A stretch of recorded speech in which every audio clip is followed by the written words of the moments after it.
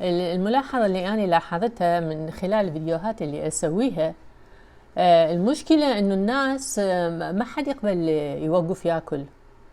يعني أي شيء تقول له، بس تقول له وقف أكل، لا وش ناكل وإحنا والأكل.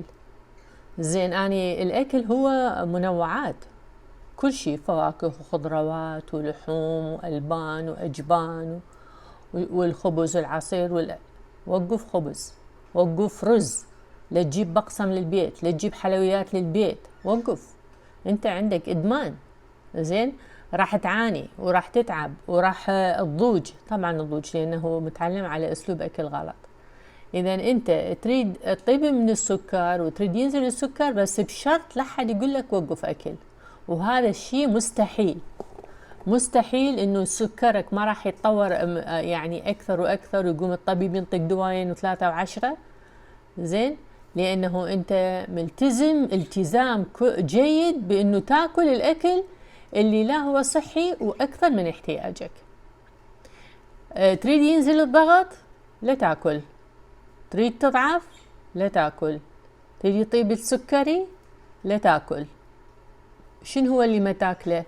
الخبز والمعجنات، وما تجيب للبيت اي نوع حلويات، وما تجيب للبيت اي عصاير، وما تجيب للبيت اي مشروبات غازية. الماء افضل مشروب. راح تعاني بالبداية وراح تتأذى لانه انت مدمن على السكريات. زين، العجين والرز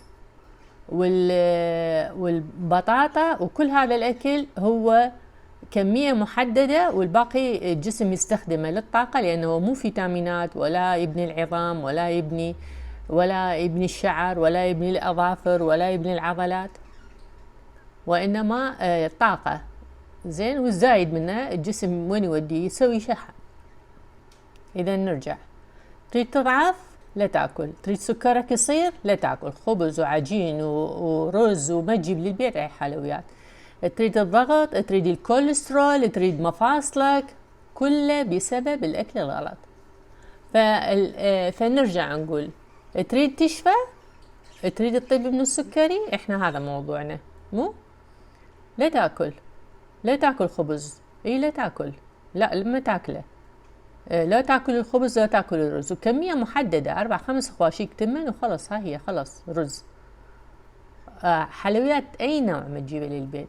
إذا أنت عندك مريض، إذا أنت كنت مريض أو أحد بالعائلة، زين، أنت إذا تحبه لا تجيب له، وإذا ما تحبه وتريد تأذيه جيب له.